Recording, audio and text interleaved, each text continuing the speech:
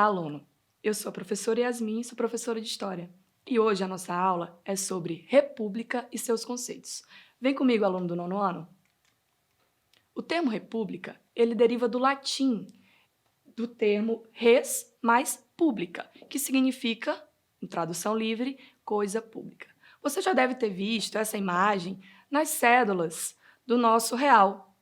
Esse é o rosto da nossa república. Assim, a república é formada por um governo onde nós temos algumas características básicas que vieram lá da Roma Antiga. Apesar de ter sido criada na Roma Antiga, a república é muito usada hoje em diversos países. Vamos conhecer um pouco mais? Na república, o chefe de Estado ele pode ser tanto um presidente quanto o primeiro-ministro, que é eleito pelos seus representantes ou diretamente pelo cidadão. Daqui a pouco a gente vai falar sobre como eles são eleitos. A república tem várias características. As 3 principais delas são o fato de que o chefe de Estado ele é eleito por voto. E também temos uma outra característica muito importante, que é o poder descentralizado. Ou seja, nós temos 3 poderes divididos em executivo, legislativo e judiciário. Daqui a pouco a gente aprofunda um pouco mais sobre isso. E a última característica que nós vamos aqui elencar é o poder exercido por tempo limitado. Ou seja, esse representante ele tem um mandato a cumprir, geralmente 4 anos, depende aí do país. Você sabia que o Brasil só se torna uma república em 1889? Pois é, de 1500 a 1889, o Brasil ele foi governado por monarquias e por impérios que vieram lá dos portugueses. Então, em 15 de novembro de 1889, o Brasil proclama a sua república. Porém, o primeiro presidente brasileiro ele não vai ser eleito por voto popular, ele vai ser indicado. Sim, de 1889 a 1891, o Marechal Deodoro da Fonseca vai governar o nosso país. E o primeiro presidente eleito, quando foi? O primeiro presidente eleito ele foi eleito em 1894 e o nome dele era Prudente de Moraes. Existe, querido aluno, várias formas de se exercer esse sistema de governo que é a república. Vamos conhecer 2, que é a república presidencialista ou presidencialismo e a república parlamentarista ou parlamentarismo. Essas são as 2 mais importantes formas de república que nós temos no mundo. O Brasil, por exemplo, adota o presidencialismo, que funciona assim. O chefe de Estado, ou o chefe de governo, que no nosso caso é o presidente, ele é eleito direta ou indiretamente por voto popular. E o segundo exemplo, que é a república parlamentarista, ela tem como chefe de Estado, geralmente, o primeiro-ministro, que é eleito e, durante as eleições legislativas, ele pode ser aclamado o mais votado de todos ou, simplesmente, ele pode ser escolhido dentro do grupo parlamentar como aquele que vai chefiar o parlamento. Um exemplo disso, desse modelo de república, é a Inglaterra. No esquema, temos o presidencialismo e o parlamentarismo.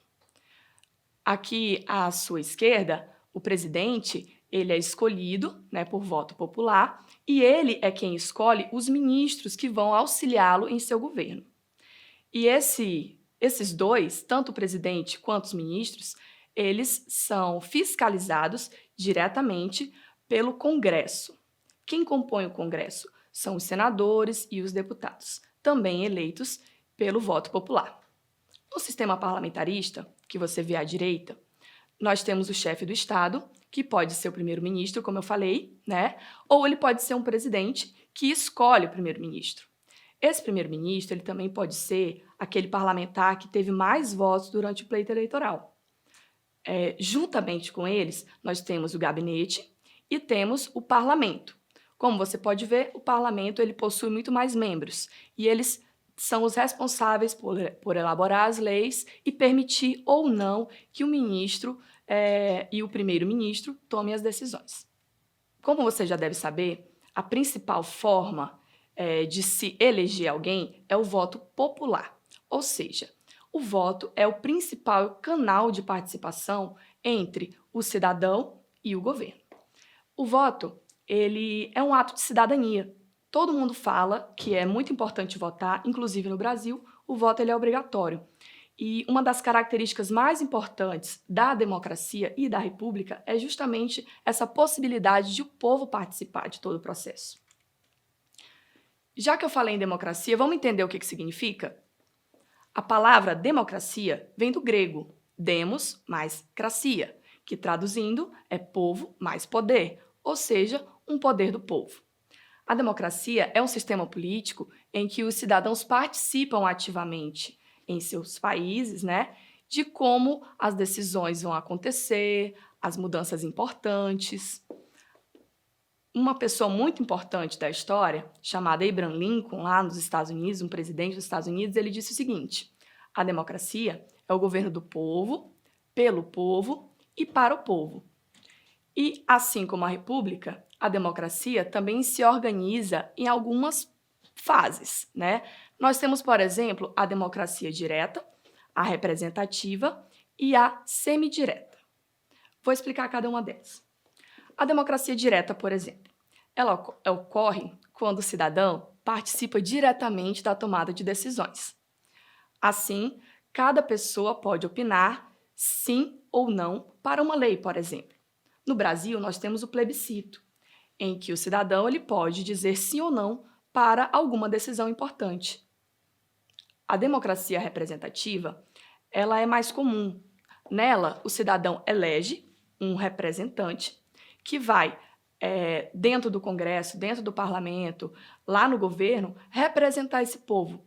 Então, essa pessoa que está representando o povo vai ser a responsável por elaborar as leis, por aprovar e é responsável pelas tomadas importantes de decisão.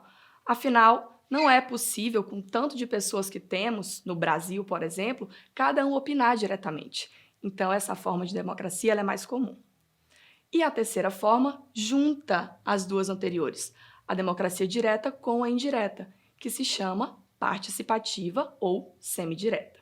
Nela, o cidadão participa diretamente, como eu falei, por meio de plebiscito, por exemplo, e também participa indiretamente, que é escolhendo um representante. Essa é a democracia brasileira, participativa. Nós escolhemos os nossos representantes e, quando somos consultados, dizemos sim ou não para as importantes decisões. Então, é muito importante a gente frisar que a democracia, gente, é uma das características principais da República, tá? E a própria democracia também tem suas características particulares. Vamos para elas? Liberdade individual diante do Estado. Ou seja, todos nós, cidadãos, temos liberdade. Porém, essa liberdade ela vai estar um pouquinho limitada pelas leis do Estado. Participação ativa do povo sobre as decisões do Estado, que nós acabamos de comentar. O povo tem o direito de opinar nessas decisões. Escolha de um representante político, que é a eleição. Igualdade de oportunidade para todos. Essa está assegurada na nossa Constituição, que a gente também vai conhecer hoje. Direitos comuns, como, por exemplo, o acesso à educação. Todas as pessoas têm o mesmo direito. O direito à vida, à educação. E, por último, o governo moldado de acordo com as necessidades da educação. Tudo o que for preciso fazer para que o povo tenha os seus direitos garantidos. E, como eu disse, a Constituição brasileira assegura todos esses princípios básicos. Você deve ter me ouvido falar sobre cidadania, não é? Então, vamos voltar um pouquinho para lembrar o que é cidadania? Cidadania.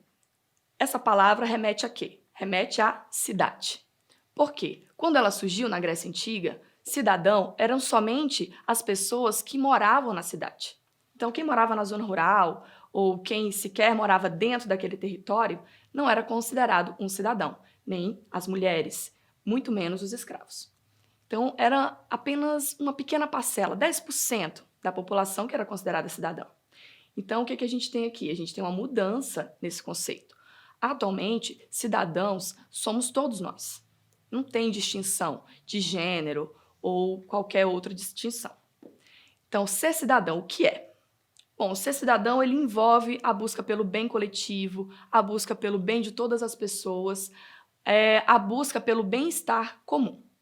Ser cidadão é ter direitos e ter também deveres, obrigações. Ser cidadão envolve atitudes políticas, socioculturais e até econômicas, em busca desse bem-estar para todos. Então, é mais fácil a gente dizer ou a gente se perguntar como é ser cidadão do que definir um termo para ele, né? Do que definir um conceito, porque ele vem mudando ao longo do tempo, conforme a nossa sociedade muda. Então, aqui nós temos alguns exemplos. Reclamar de direitos, reivindicar, reclamar o que eu preciso para o meu povo para melhorar a vida deles. Buscar soluções para os problemas, como a gente pode ver aí, a doação de sangue. É um tipo de solução que nós podemos, atribuir à minha vida em sociedade. E os direitos e deveres, que são muitos, que estão todos lá anotadinhos e assegurados na Constituição brasileira. Mas o que é uma Constituição? A Constituição é a lei máxima de um país. É o conjunto de leis que rege a nossa cidadania brasileira. Então, todos os países que são repúblicas possuem uma Constituição, construíram essa Constituição. E a nossa foi construída junto com a República. Daqui a pouco a gente fala sobre isso. Bom, é na Constituição, é nesse livro tão importante que estão definidos os fundamentos de um país, como, por exemplo, a cidadania e a dignidade da pessoa humana. Também se estabelece os objetivos de um país, como, por exemplo, construir uma sociedade livre, justa e igualitária. É nela, na Constituição, onde estão organizados todos os nossos direitos e deveres. O Brasil já possuiu, ao todo, 7 constituições.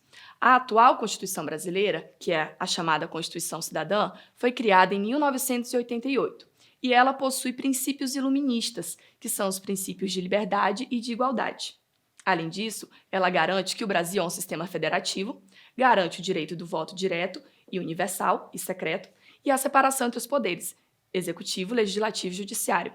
Além disso, garante todos os nossos direitos individuais. Vamos testar o nosso conhecimento? Qual é o significado da palavra democracia? Se você prestou atenção, você vai identificar a resposta correta. Coisa pública? Governo do povo? Poder do povo? Ou direitos do povo? Se você respondeu C, você respondeu corretamente. Poder do povo. Demos mais cracia. E quais são as características de uma república? Vou esperar você ler. Se você disse A, acertou. A democracia e o poder descentralizado são as principais características da nossa república e de qualquer outra. Bem, para finalizar, eu vou pedir que você, aluno, tente entender e conhecer um pouco mais sobre a nossa Constituição, sobre os nossos direitos e os nossos deveres. Porque buscar conhecê-los também é cidadania. Então, se você tiver com internet, se você tiver aí na sua casa um livro da Constituição, leia o artigo 5º e encontre quais são os principais direitos do cidadão. Então é isso. Aguardo você na próxima.